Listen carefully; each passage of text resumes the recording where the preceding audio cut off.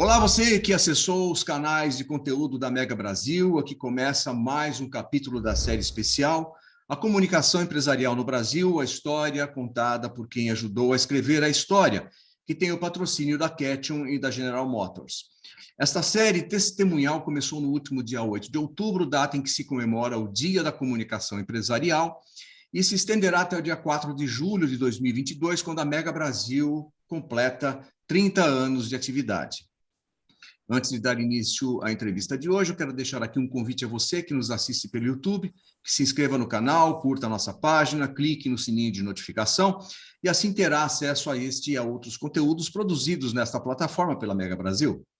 Eu lembro também que o podcast das entrevistas fica disponível na página da Rádio Mega Brasil Online, onde você acessa pelo endereço radiomegabrasilonline.com.br, ou diretamente a partir do portal da Mega Brasil. A propósito, todo o conteúdo produzido para esta série, seja a revista eletrônica especial e comemorativa ao Dia da Comunicação Empresarial, sejam as entrevistas gravadas em vídeo ou os podcasts, ficam disponíveis para serem ouvidos ou baixados no seu computador e você tem acesso a partir do portal da Mega Brasil. Muito bem. Ao meu lado, na condução dessa série, mais uma vez, Eduardo Ribeiro, a quem aqui eu cumprimento também, diretor da Mega Brasil. E, Edu, numa época em que a comunicação nos setores público e privado apresentavam demandas e soluções diferentes, o nosso convidado de hoje, ele atuava numa das mais importantes instituições do país, o Banco do Brasil. E lá ele fez história, Edu.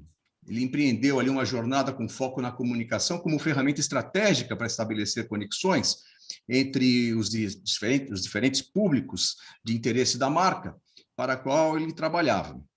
Este perfil nos aproximou deste convidado de hoje, que viabilizou a realização de eventos da Mega Brasil na capital federal. Ele, inclusive, integrou o grupo responsável pelo Creme de la Creme, uma sessão do Congresso da Mega Brasil, que extraía e comentava o que de mais inovador era apresentado nas edições do nosso principal evento. Eduardo, eu vou deixar com você a honra aí de anunciar quem é o nosso convidado de hoje. Muito bem, é uma satisfação. A comunicação num país como o Brasil é muito complexa, ela tem visões distintas, né? E quando você junta o público e o privado, isso se multiplica, né? Isso se acentua. Então, ter a oportunidade de ouvir alguém que ajudou a construir a história da comunicação na principal capital política do país, que é Brasília, é uma grande honra, né? Uma grande oportunidade para a gente conhecer, né, os bastidores, né, sobretudo que vem do período do pós-ditadura, a redemocratização, a comunicação aí começa a ganhar um espaço muito importante. Então, a gente tem contado aqui, né, Marco, a história que começa ali com a AB, a mãe das agências de comunicação, que vem com a Proal, do Gaudêncio Torquato, do Carlos Chaparro, uma vertente de RP, que desemboca na assessoria de imprensa, outra uma vertente das publicações empresariais. E justo isso tudo acontecendo muito em São Paulo, um pouco no Rio de Janeiro, mas aí em Brasília já se vivia em outro momento, né? Já se tinha essa questão política muito forte, crises o tempo inteiro, sucessões. E o nosso convidado é o João José Forni, um dos maiores especialistas em gestão de crise, e está no lugar certo. Em Brasília, falar de crise é o lugar certo. E o Forni é hoje uma figura que participa muito dos debates, é muito requisitado pelo conhecimento que ele desenvolveu a partir do Banco do Brasil, mas não só. Depois ele passou pela Infraero também e passou a dar aulas, né? Aulas de mestrado, em MBA, e hoje é uma grande referência. Então, Forni, é uma grande satisfação ter você aqui. E a gente queria saber como essa história começou. Não sei se o Marco quer fazer a pergunta inicial, mas é um pouco assim, como essa história começou para você na comunicação, né? Eu só quero dar aqui as boas-vindas, então, reforçar, o Eduardo, agradecer a presença e a participação nessa websérie A Comunicação Empresarial no Brasil, a participação do João José Forni, dizendo que hoje o capítulo é seu, Forni. Muito obrigado aqui pela presença. E agora a pergunta do Eduardo, que ele já deixou no ar aí. Bom dia a vocês aí. cumprimentos para vocês, né? Porque essa gravação vai ficar aí para as pessoas assistirem na hora que quiserem. E aí é uma satisfação imensa estar conversando com vocês, porque o Eduardo e o Marco fazem parte, já estão na história da comunicação também com a Mega Brasil. Eu acho que somos os pioneiros da Mega Brasil. Quando a gente ia, não era nem ali na Rebouças, era em outro local onde as palestras ocorriam e tal.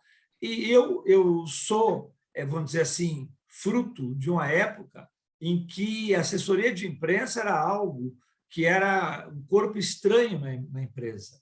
E cheguei no Banco do Brasil, na década de 70, né, para trabalhar na comunicação interna, que era a grande, vamos dizer, chamada de comunicação que as empresas tinham. Elas se preocupavam com house organ, com publicações internas, e não tinha preocupação externa, até porque nós vivíamos num período em que a imprensa era meio estigmatizada.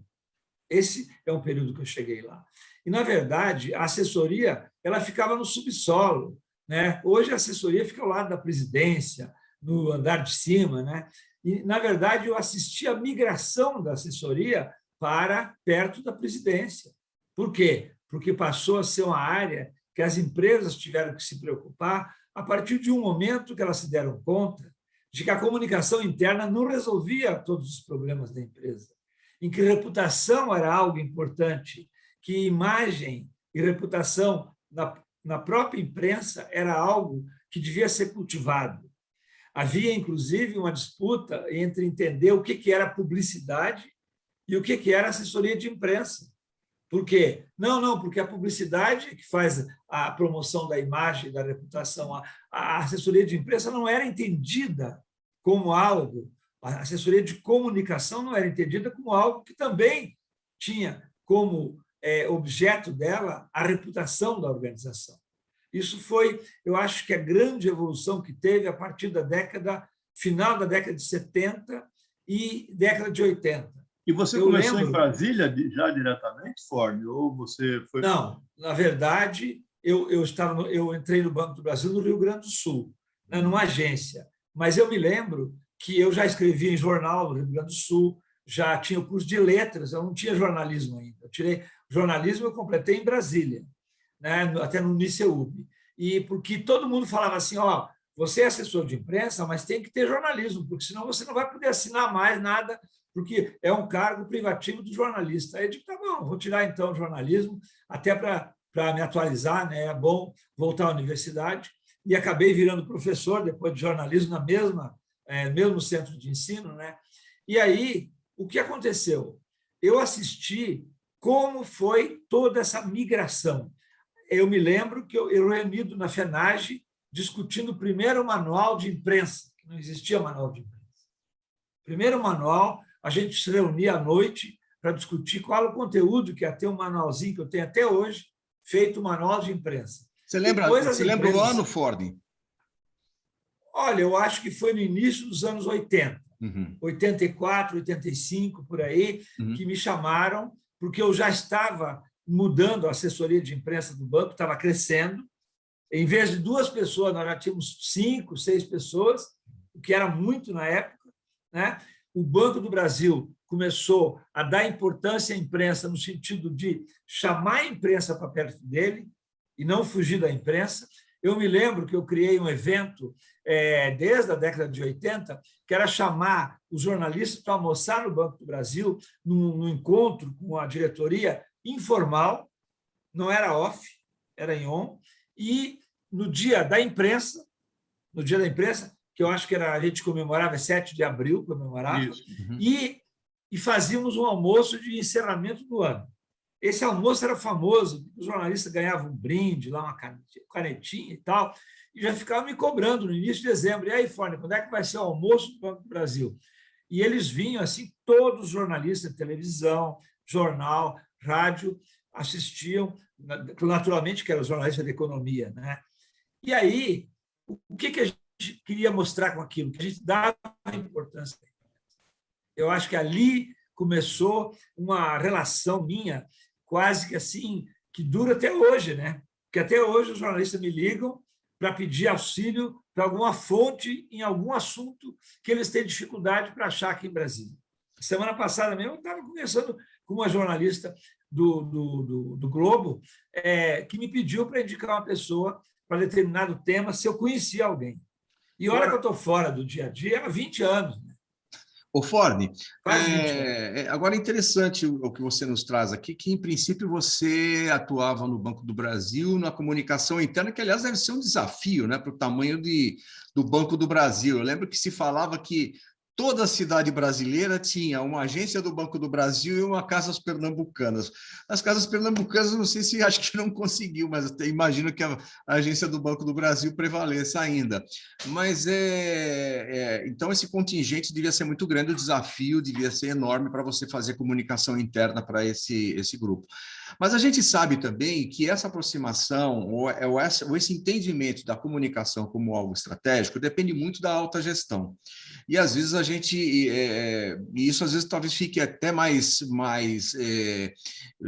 incisivo quando se trata de serviço público, que você tem ali as direções, enfim, limitadas por gestões de governo e tudo mais.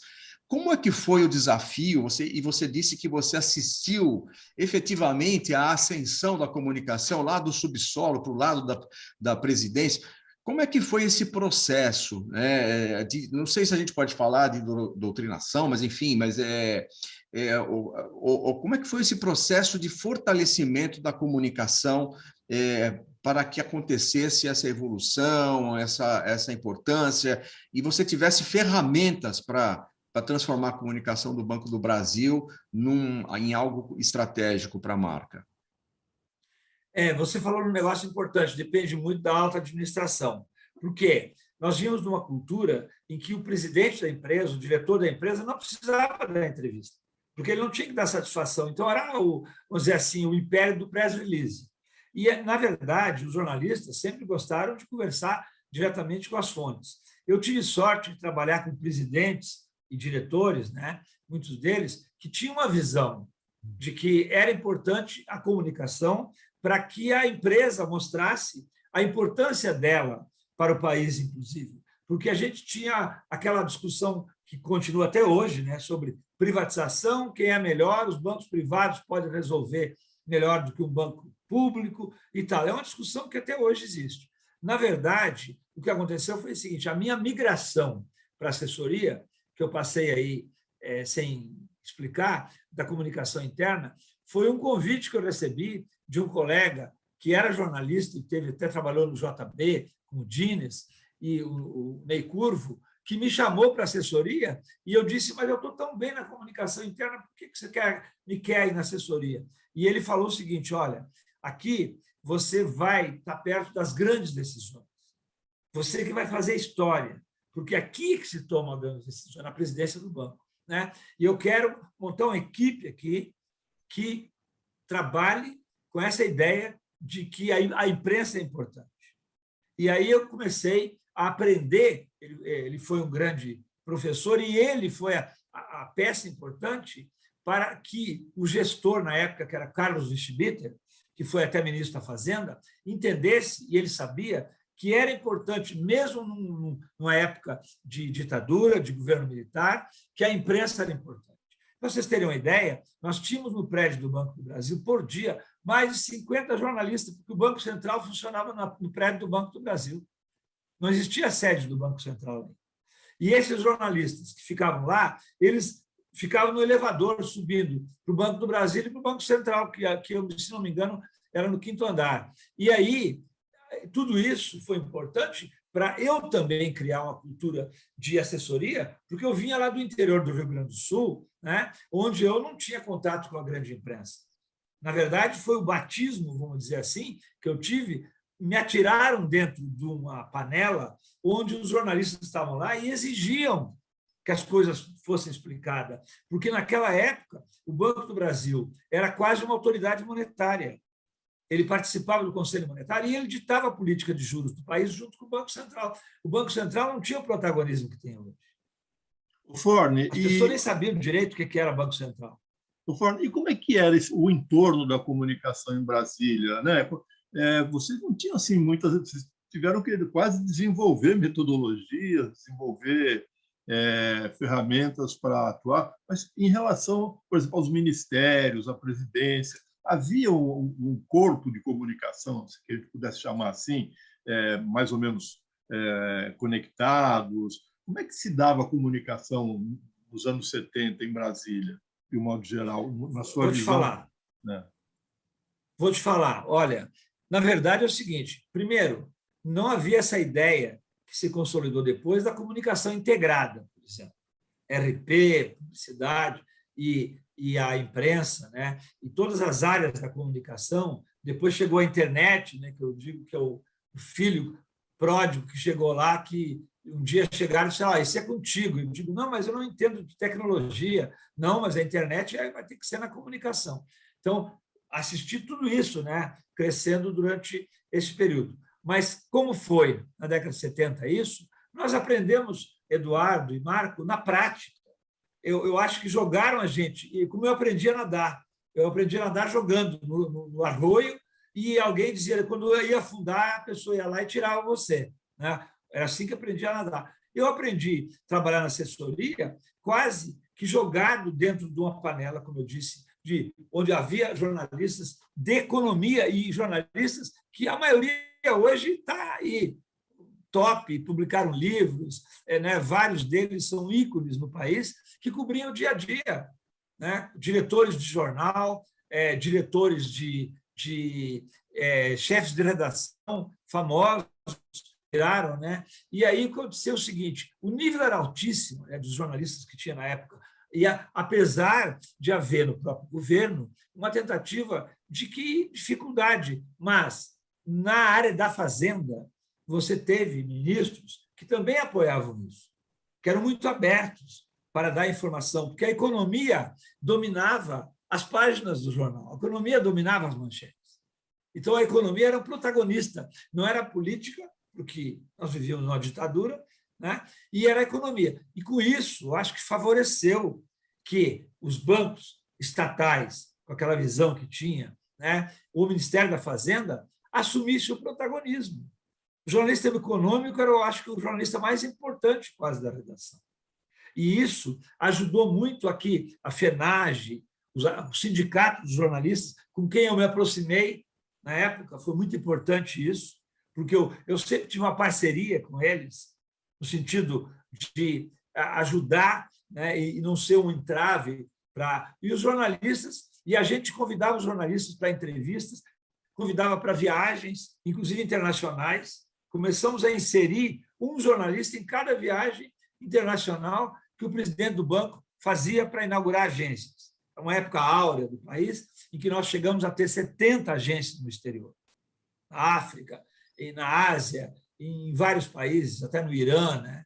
E aí o jornalista ele se sentia parte disso para acompanhar. E aí a gente começou, de certa maneira, a conquistar a simpatia da imprensa. Isso não foi uma coisa que foi conquistada lá na década de 90, nos anos 2000, não. Quando eu saí, em 1999, havia cerca de 150 pessoas na comunicação do banco, e quando eu entrei, eram 4, 5 pessoas. Olha só, hein? Então, assim, foi um negócio que transformou a comunicação do Banco do Brasil no que é hoje uma diretoria de comunicação e marketing. Por quê? Porque foi uma empresa que entendeu a importância que tinha o jornalista, o publicitário e o RP, porque eu estou falando aqui muito do meu viés, né, que é de imprensa, mas a publicidade teve um trabalho muito importante, que eu vou mencionar aqui uma pessoa que faleceu há 2 anos, que é o Márcio Cotrim, que foi o pusher, vamos dizer assim, dessa área, que acabou, em certo momento, nós tivemos que nos encontrar, porque a história da comunicação levou a gente a dizer: você não pode trabalhar separado, não. RP, publicidade e comunicação empresarial tem que trabalhar junto, porque vocês têm o mesmo objetivo. E isso um dia teve que acontecer, quando a gente criou uma secretaria de comunicação. Vamos falar sobre essa Secretaria de Comunicação no próximo bloco, Forni? Como é que foi essa travessia? A gente vai fazer um breve intervalo e voltamos dentro de instantes na continuação desse encontro que temos hoje com o João José Forni, nesse episódio de A Comunicação Empresarial no Brasil, a história contada por quem ajudou a escrever a história. Até já.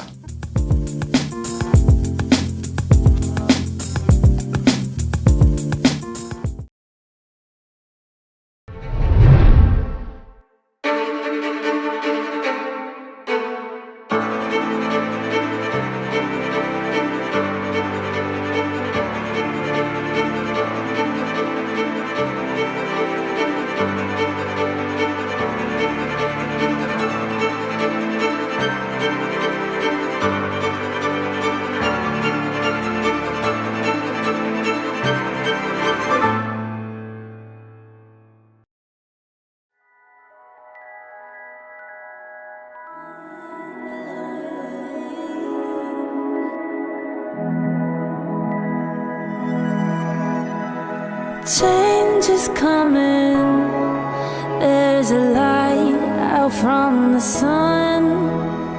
A new time, a new day, a new world is coming. And I can see the dawn has just begun. A new home, a new way is on the horizon. We're making the world a better place, one person at a time. Making the world a better place, one day at a time. And it starts right now.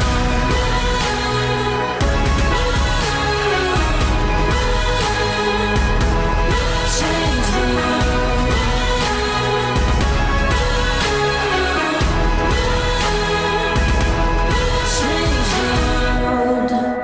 I think it's incredibly important that General Motors has taken this step towards EVs. We're talking about one of the world's most iconic companies here that will cause other people to stand up and say it's time.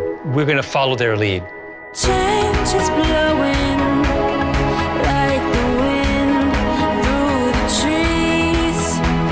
The wheels are spinning and life is in motion. And I can see a light shine through the leaves. A new spark of new life is on the horizon. We're making the world a better place, one day at a time. And it starts right now. It starts right now.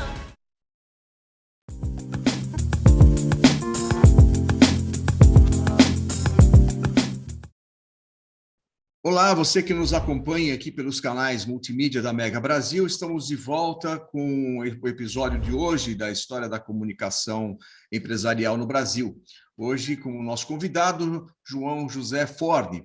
No bloco anterior, Forni, você fez uma menção a uma época áurea do Banco do Brasil, em que, inclusive, a instituição chegou a ter mais de 80 agências espalhadas pelo mundo e onde a comunicação ganhou uma grande força.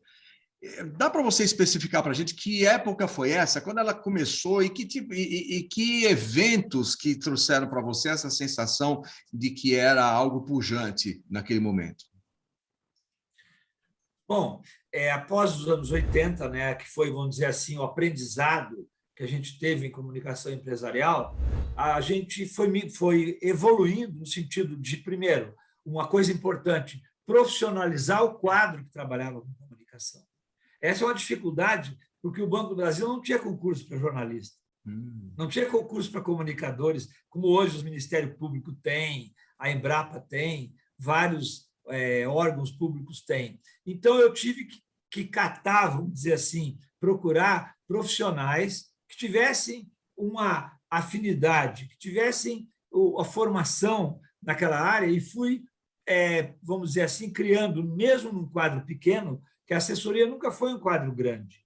A comunicação num todo, ela começou a crescer, principalmente a partir do final dos anos 80, quando o banco resolveu patrocinar times. Começou com basquete no final dos anos 80 e migrou no início dos anos 90 para o vôlei, que até hoje ele cresceu e se tornou uma referência mundial a partir do nome e do patrocínio do Banco do Brasil. Essa é uma verdade. Então, a área de promoção, a área de publicidade, a área de RP foi crescendo paralelamente a isso, e a área de imprensa, eu dizia sempre que era o primo pobre da comunicação, porque ela não tinha uma verba própria. A imprensa nunca teve um orçamento próprio, a publicidade, sim, tinha, mas a gente se valia muito também dessa ajuda da área de treinamento, da área de recursos humanos, para a gente treinar, inclusive, os nossos funcionários e mandar fazer tipo congressos da Mega Brasil, que sempre tinha lá uma equipe frequentando, assistindo palestras. E aí nós chegamos ao ponto de nós criarmos o nosso Mega Brasil. O que foi? Um seminário de comunicação anual, onde nós trazíamos as pessoas top da comunicação no Brasil, que todos eles frequentavam a Mega Brasil, como o Chaparro, né? o Miguel Jorge, várias pessoas que eram referências na comunicação corporativa, principalmente, e trazíamos também editores da revista Exame, né? De revistas que tinham editores de economia famosos, né? Levávamos para lá. E criamos com isso uma cultura que a própria diretoria entendia que era importante, porque nós não fazíamos um evento que era para ficar aí apenas para marcar a data, coisa assim. Não, ele tinha um rescaldo, que era a publicar os anais do evento, e era distribuído para universidades, para as empresas, né? Esses manuais que eram impressos, porque a gente não tinha ainda uma cultura de internet, uma cultura online, né? Então o impresso ainda era o grande meio em que a gente se informava. E aí, o Marco e Eduardo, isso representou o quê? As pessoas começaram a desejar ir trabalhar na assessoria. Eu não precisava mais procurar.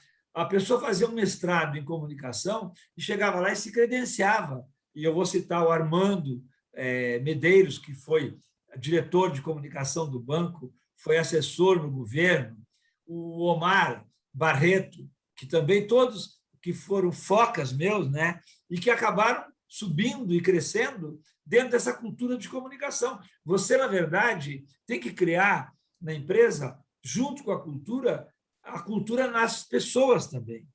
E o seminário de comunicação passou a ser uma referência anual para que os assessores das diretorias participassem também, para eles perceberem a importância da comunicação. Você teve que injetar a comunicação na veia da empresa para que circulasse nas áreas que não eram, vamos dizer, simpáticas à comunicação ou que achavam que a comunicação era um adendo. Que aquele menino que ficava na assessoria, eles passavam lendo jornal, como se pensava na época que você ficava fazendo clipe e tal, que eram os privilegiados que não trabalhavam, que ficavam lá fazendo clipe. É interessante, Ford, no caso do seminário, que a Mega Brasil teve, inclusive, a oportunidade de organizar uma das edições, né? A gente organizou uma das edições lá no Rio de Janeiro, foi uma experiência também fantástica nossa, mas era interessante essa preocupação com a profissionalização, né? Vocês falaram, vocês contratavam gente para... Não era uma coisa assim, chapa branca, né? Vocês levaram o Alberto Dines para ser coordenador, o Chaparro, para ter pensamento crítico, para ter conteúdo, e isso se disseminar. Eu acho que esse foi, talvez, uma das decisões mais importantes desse seminário, que fez história, né? Infelizmente, não sei as razões das novas gestões terem acabado com ele, mas ele deixou realmente vamos dizer assim, um legado, né, na cultura do Banco do Brasil, né? Não, Eduardo, inclusive, os assessores de comunicação posteriores à minha saída, porque quando eu, lá em 99, ainda antes de completar o tempo de Banco do Brasil, que eu deveria completar para sair como a maioria sai, eu tomei a decisão de sair antes, porque eu queria ir para o mercado, né? Queria escrever um livro, queria me dedicar à universidade, e diziam assim, não, mas quem que vai ficar no seu lugar? Aquela bobagem que falam, que ninguém é substituível. Isso é uma bobagem, claro. E eu dizia, não, eu tenho uma equipe aí pronta, como tive. O próprio Carlos Alberto, né, o Beto, que ficou no meu lugar, ele foi foca também, chegou lá com o jornalismo, veio pedir para mim para trabalhar na assessoria, ele estava lá na área técnica, e eu chamei, e esses meninos foram crescendo junto comigo, porque eu também crescia junto com eles, né? E essa equipe que está até hoje lá na comunicação, tem os remanescentes, né? Eles foram, durante esses últimos 20 anos, sendo os responsáveis por manter essa cultura. Porque não adianta você criar uma coisa na empresa que venha uma diretoria depois e diz assim, não, eu não quero saber disso. Acaba com isso. E olha, aconteceu muito isso em várias empresas, inclusive estatais, públicas, né? E até acontece nas empresas privadas, vocês sabem disso, que vocês estão presentes aí todo dia. Você tem que manter essa importância da comunicação, ela foi passada de geração para geração, porque você criou a geração que cultivou isso, inclusive no respeito que eles deviam ter à imprensa, da importância do jornalismo, que foi passada de um para o outro, né? Tanto que até hoje, se você fizer uma pesquisa, muito provavelmente os jornalistas vão dizer que o Banco do Brasil e a Infraero, onde eu passei 3 anos também, respeitam o jornalista, sabem a importância que ele tem, com todas as diferenças que os gestores possam ter, de governos que foram mais, vamos dizer assim, abertos ou menos abertos, mais fechados para a imprensa. Mas você deixa lá esse legado. E essa pessoa é muito importante porque ela faz, muitas vezes, a cabeça do gestor. Agora, Ford, você que está, como hoje, uma referência, né, com suas palestras, na comparação que você faz dessa evolução, que, no caso da imprensa, a gente pode talvez até chamar de involução, né? A perda do protagonismo da imprensa é notória, sobretudo a imprensa escrita. Essa transformação, como é que você analisa hoje, do ponto de vista da comunicação hoje? Ela não tem que falar só com a imprensa. Qual a importância da imprensa hoje na comparação com a imprensa 30 anos atrás, da comunicação das organizações? Eduardo, isso foi, inclusive, tema de alguns encontros que teve durante a pandemia, né? Alguém levantou isso, e eu digo o seguinte, porque hoje há uma tendência de que a rede social, os influencers, tem mais importância para você usar na promoção da tua reputação e da tua imagem do que propriamente você ter alguma coisa da importância para, vamos falar, mídia tradicional. E eu posso até ser suspeito para dizer isso, porque eu venho lá daquela velha guarda, né? Mas eu digo o seguinte, quando você vê uma pesquisa como o Barômetro Edelman, que todo ano sai, eu recomendo para que todo comunicador acompanhe o Barômetro Edelman. Por quê? Porque ele mostra ali quem está fazendo a cabeça dos formadores de opinião, quais são os formadores de opinião que fazem, né, a cabeça dos gestores, mostra ali direitinho. E diz ali que a pandemia, já na pandemia, as redes sociais perderam credibilidade, mostra que a mídia tradicional, que a imprensa, que a comunicação empresarial, ela continua muito importante para que a empresa se mostre para a sociedade do que ela está fazendo, porque sem nenhum descuido, sem nenhum demérito para a rede social, que eu acho importante, muito importante, tanto que eu recomendo, você não está na rede social, então, se você não está, você está fora, você tem que estar. Agora, se você vê algumas notícias para citar a pandemia, o que as pessoas fazem? Ela vai na rede social e procura a mídia tradicional para confirmar se é verdadeiro aquilo que está sendo espalhado na rede social. Então, eu acho que nós vivemos um momento que realmente a imprensa, principalmente no Brasil e em alguns países, ela está sendo, vamos dizer assim, criminalizada, como está fazendo mal à sociedade, que algumas pessoas pregam não assistir televisão, porque a televisão faz mal para você. Eu acho que isso é muito arriscado até, porque você vai ficar mal informado.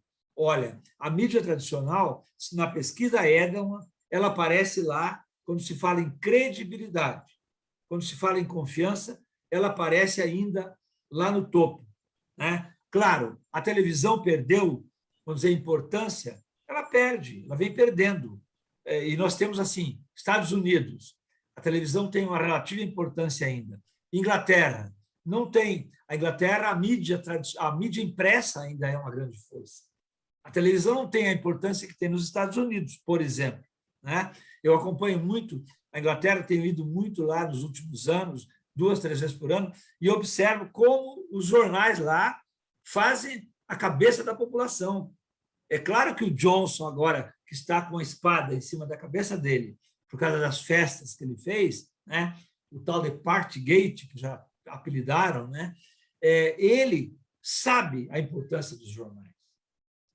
Até porque ele é jornalista, né? Ele é jornalista. O jornalista questionado, inclusive.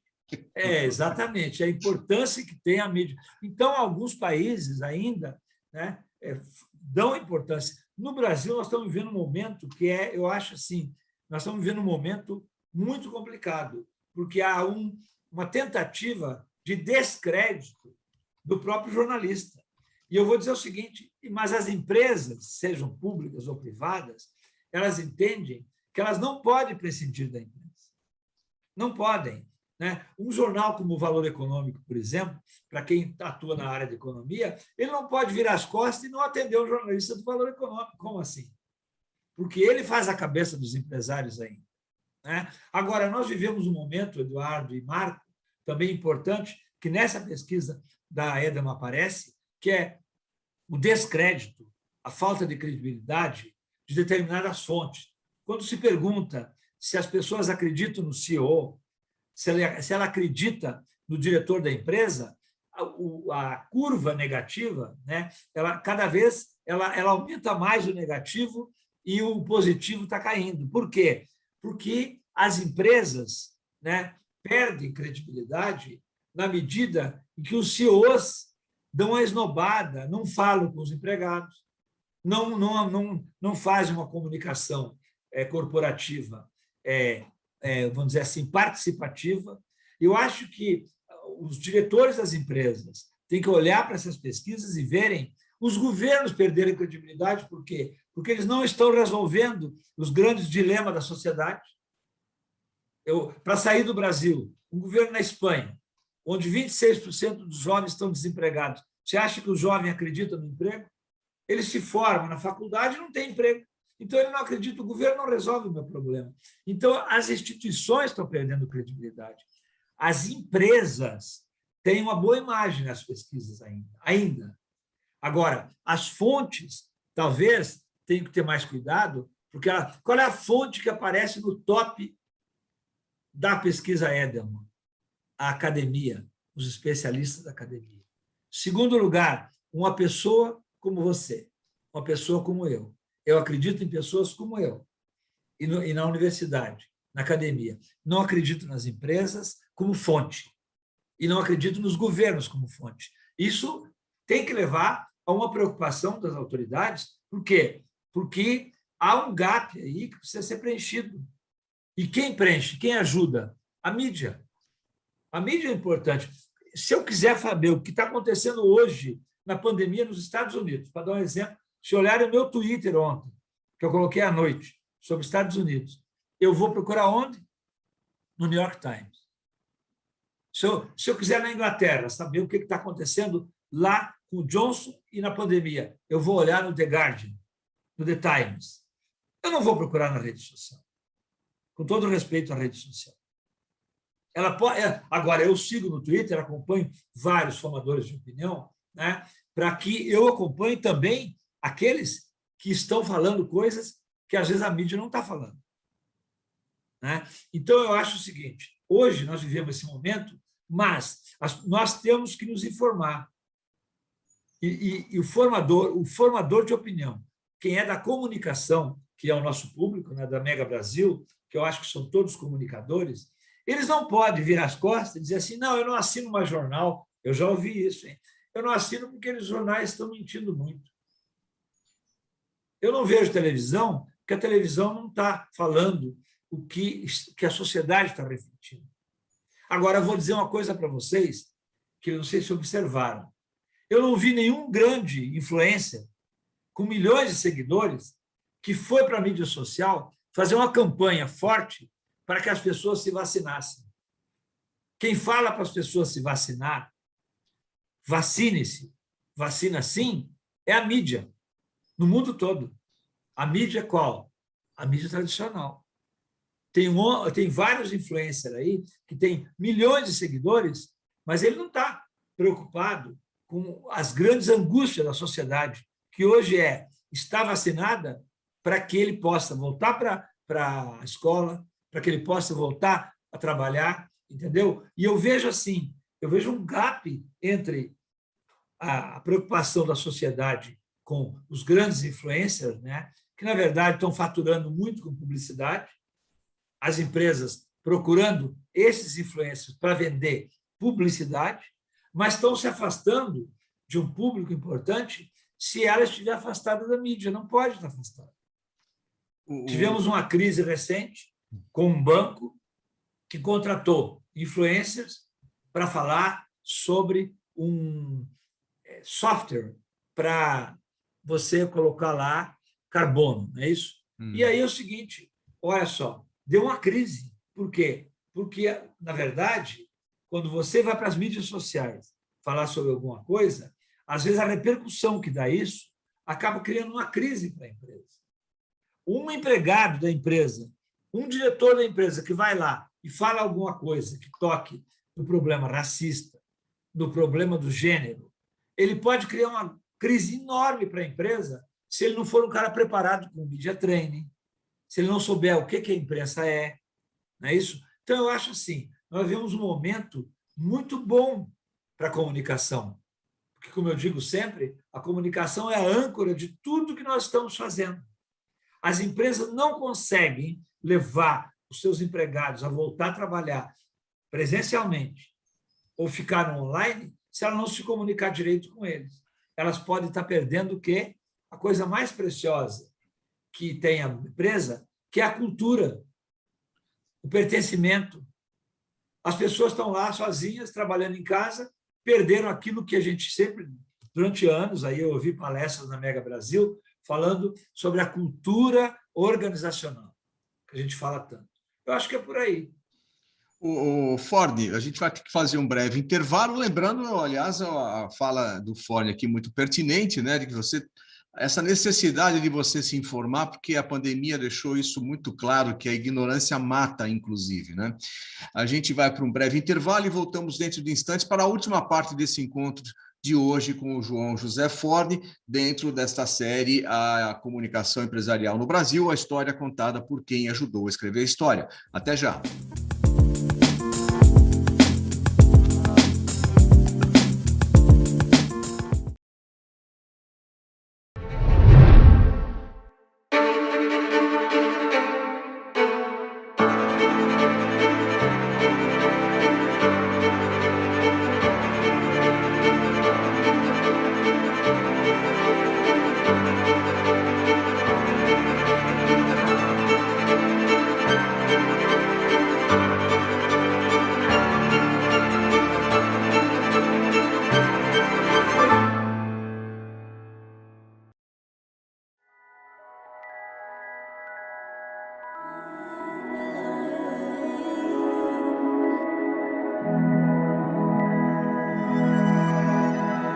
Change is coming. There's a light out from the sun. A new time, a new day, a new world is coming. And I can see the dawn has just begun. A new home, a new way is on the horizon. We're making the world a better place, one person at a time. Making the world a better place, one day at a time. In a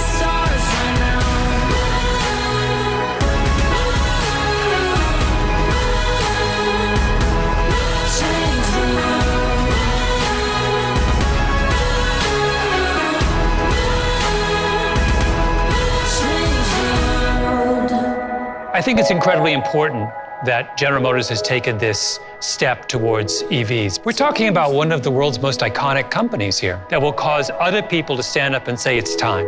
We're going to follow their lead. Change is blowing like the wind through the trees. The wheels are spinning and life is in motion. And I can see a light shine through the leaves. A new spark of new life is on the horizon. We're making the world a better place, one day at a time. And it starts right now. It starts right now.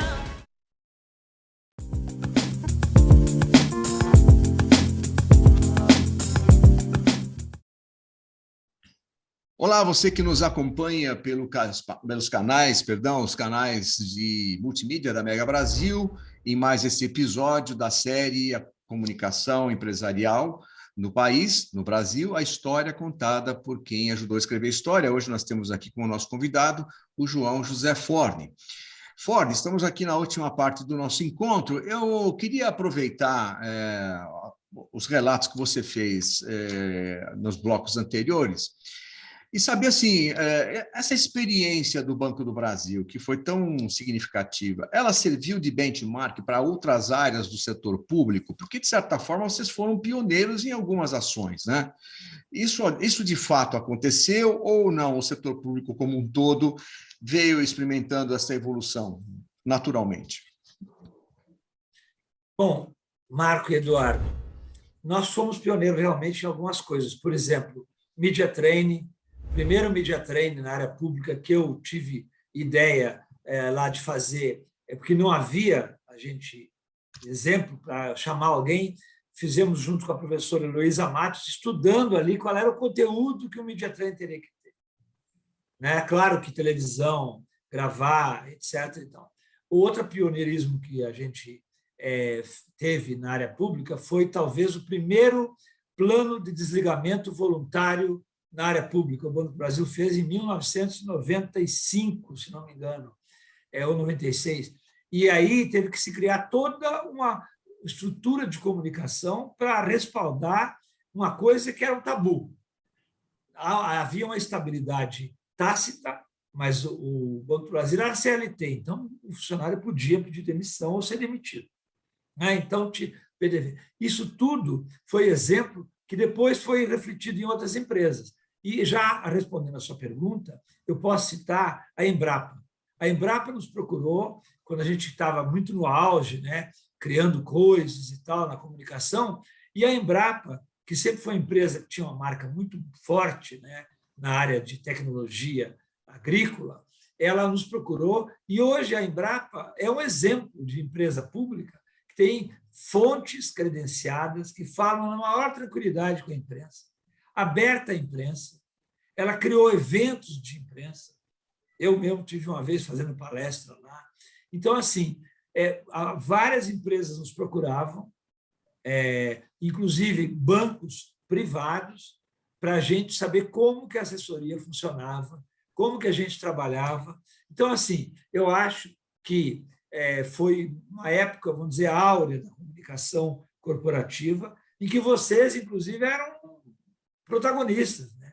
Porque eu me lembro que, quando chegava alguém lá procurando, você já foi num congresso da Mega Brasil, já assistiu? Ah, não, eu frequento todo ano e tal. Eles sabiam o que era, o que tinha, né? O que estava rolando no mercado. Tem que ir lá para saber o que está, quem é que está falando no mercado. Eu conheci a Marta Gabriel na Mega Brasil, né? Que era uma referência hoje na era de marketing, tudo aí, né? O engraçado é que quem indicou a Marta Gabriel para a gente foi o Armando, porque ela tinha ido no Banco do Brasil. Pois é, então. E eu conheci, e assim foi, né? Gente a gente passou isso para o outro público. Né? Então, assim, sim, a resposta houve muitas empresas, aconteceram fatos que foram lá procurar o Banco do Brasil como é que a gente fazia. Um exemplo que foi o Chaparro, até que foi o grande mentor, o famoso BB Pauta. O que era o BB Pauta? Era um boletim que nós, até o dia foi escolhido numa pesquisa com jornalistas, qual é o melhor dia para ser divulgado, um boletim que pautava a imprensa sobre o que ia acontecer na semana no Banco do Brasil, indicando o tema, a fonte e o telefone. Ele não precisava ligar para nós, porque já tinha a secretária da fonte, já sabia que o jornalista poderia ligar. Tudo bem, Edu. Edu, você tem a pergunta? Sua pergunta. Então, Forne, nesse processo todo, né, esse desenvolvimento que houve na comunicação do Banco do Brasil, você falou da equipe, né, começou com 4, depois chegou a ter mais de 100 pessoas. Né? Eu queria saber, o que a gente tem notado, Forne, é uma evolução do mesmo modo das agências de comunicação no Brasil. Você tem agências lá que começam a se proliferar nos anos 70, 80, 90, e agências que nasceram com uma mesa e um telefone, passaram por uma sala, 2 salas, 1 andar, 2 andares, um prédio inteiro. Hoje, agências com 400, 500 profissionais não é uma coisa incomum. No Banco do Brasil, vocês chegaram a usar a estrutura de agências externas ou sempre foi uma comunicação muito endógena, com equipes próprias, né? E como é que você enxerga isso? Porque essas agências só se desenvolveram desse modo porque o mercado comprou a ideia. Hoje você tem uma empresa média ou grande que não tem uma agência de comunicação, é até uma coisa que depõe contra, né? Então, não sei se isso fez parte da sua história lá na comunicação e como é que você enxerga hoje esse movimento. Sim, eu defendo, inclusive, isso muito nas palestras e cursos, e lembrando como é que foi essa história. Na verdade, no passado, lá no início dos anos 80 e depois, até o final, havia, principalmente nas empresas públicas, um certo, vamos dizer assim, um corporativismo de que não podia colocar ninguém de fora, que nós conseguiríamos fazer sozinhos, com toda a dificuldade que havia, porque o governo, principalmente o governo federal, não tinha concurso para jornalistas. Então, quem estava lá eram pessoas que entravam com o curso que ele tinha e ia trabalhar na assessoria fazendo coisas que ele não tinha muita familiaridade. Algumas empresas e o próprio governo começaram a contratar. No Banco do Brasil, para ser bem objetivo, até mais ou menos o final, meados dos anos 90, quando houve o PDV, nós não tínhamos empresa contratada. Estavam começando a se fortalecer as agências, né? Havia o quê? O Banco do Brasil tinha contrato de publicidade com as agências de publicidade, que eventualmente fazia algum trabalho para a gente, mas não era trabalho de imprensa rigoroso mesmo. Eventualmente, numa crise, alguma nota que era produzida para colocar como nota paga, etc. Então, a partir meados dos anos 90, se contratou uma empresa de consultoria para nos ajudar na comunicação do PDV e uma empresa de assessoria de imprensa para nos dar a dica de como nós íamos conduzir a divulgação desse plano, que para nós era um negócio assim emblemático, entendeu? Começou ali. E, a partir dali, a empresa viu que a agência externa, uma agência de comunicação, ela ajudava muito, complementava o trabalho do grupo, que não precisava ser muito grande. Eu nunca trabalhei na assessoria com mais de 10 pessoas, especificamente na imprensa, 10, 12 pessoas. Nunca trabalhei, não precisava. Depois, quando veio a comunicação interna para mim, aí a gente ficou com mais gente, quando foi unificando a comunicação, mas não precisava. E as agências deram uma grande contribuição e continuam dando até hoje. Acho que foi muito importante o crescimento e a mudança de mentalidade nessa época. Forne, a gente está caminhando para o final do nosso encontro. Eu queria saber de você, depois você ter passado por toda essa experiência da implementação da comunicação como ferramenta estratégica dentro do Banco do Brasil, de ter aí se consolidado como um palestrante bastante requisitado, muito competente na área de crise, enfim, ter servido de benchmark para outras instituições. Eu queria saber de você, dando com essa experiência acumulada ao longo desses anos todos, como que você enxerga esse momento em que a gente atravessa, do ponto de vista da comunicação, e quando eu falo da comunicação, a gente fala no sentido mais amplo dela, né? Porque, sobretudo na pandemia, a gente percebeu que o que restou às organizações basicamente foi comunicação como uma ferramenta de sobrevivência no mercado, de conexão com a sociedade. Queria uma reflexão sua a respeito desse momento que a gente atravessa. Eu acho, sim, nós estamos vivendo um momento difícil, não apenas no Brasil, né? O mundo todo está enfrentando um período que eu diria assim, até imitando o que o Zygmunt Bauman falou, que nós vivemos no interregno, né? Em que nós tínhamos um mundo que existia até 2019, é só olhar para a vida da gente, né? Como é que nós saímos de casa sem medo, indo a qualquer lugar, e como a gente passou a sair a partir de 2020. No mundo todo, não importa o país se é desenvolvido ou não, ele está vivendo uma crise semelhante ao que os países menos desenvolvidos também vivem.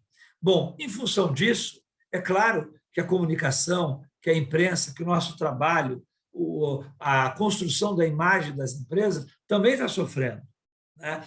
E, em função disso, é importante a comunicação como âncora de tudo isso, porque as empresas continuam existindo e certamente continuarão existindo. E é importante que a gente esteja atento para contar essa história.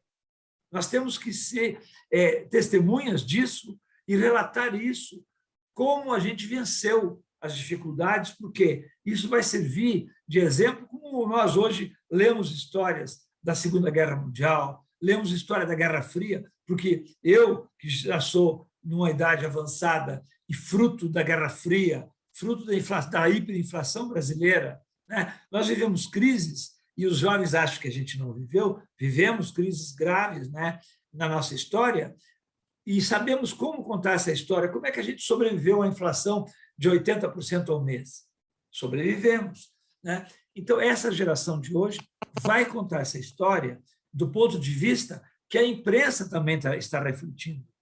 Daí a importância da comunicação, inclusive a comunicação empresarial, para que a empresa também deixe o seu legado de como ela venceu isso. E eu chamaria a atenção para algumas empresas que se relacionaram bem com os empregados, que cresceram nesse momento. Daria exemplo de duas, que é a Airbnb e a Marriott. Olhem o que os presidentes disseram para os seus empregados na hora, lá no início da crise, que eles iam ter que demitir, que nós vamos sofrer. Foram transparentes, não se omitiram, respeitaram as pessoas, que eu digo sempre respeitem as pessoas. Quem são? Clientes, acionistas, funcionários, fornecedores. As empresas que respeitaram esses stakeholders, elas serão lembradas daqui a alguns anos. Aquele que virou as costas e deixou a pessoa esperando, o empregado, né, esperando alguma resposta, ela vai ter que responder no futuro, porque a gente vive esse momento agora importantíssimo, né, na história da sociedade, que é um momento de crise. E são nos momentos de crise que, por exemplo, isso está escrito em toda a literatura de crise, que os CEOs e as empresas crescem ou desaparecem. E eu acho que é um momento assim emblemático para que, inclusive olhando para o Brasil, para que as empresas estatais ou não, públicas ou não, empresas privadas e públicas, olhem o que eu estou fazendo para ser lembrado assim que a pandemia desaparecer. Eu acho que isso é que tem que estar no radar da empresa na hora que ela fizer a reunião de planejamento estratégico dela no final do ano. Ô Marco, antes de você encerrar, só um pouquinho do Forne, pessoa humana. Forne, você, como é seu dia a dia, seus filhos, seus netos? Conta rapidamente um pouquinho para a gente do Forne pessoa e não o Forne profissional. Bom, Eduardo, eu enfrentei a pandemia respeitando todas as normas, né, que tinha que respeitar de afastamento, até porque eu tenho uma pessoa em casa como a minha esposa, que ela tem várias comorbidades e não poderia ser exposta, né? Respeitando. No início, a gente ainda conseguiu se comunicar pessoalmente antes que a pandemia atingisse aquele pico, mas nós nos afastamos, cumprindo aqueles protocolos que os médicos recomendavam, seguindo a ciência, né? E, na verdade, eu procurei manter o meu dia a dia online. Então, me deslocando sem ter contato com muitas pessoas, para que não levasse o risco para dentro de casa.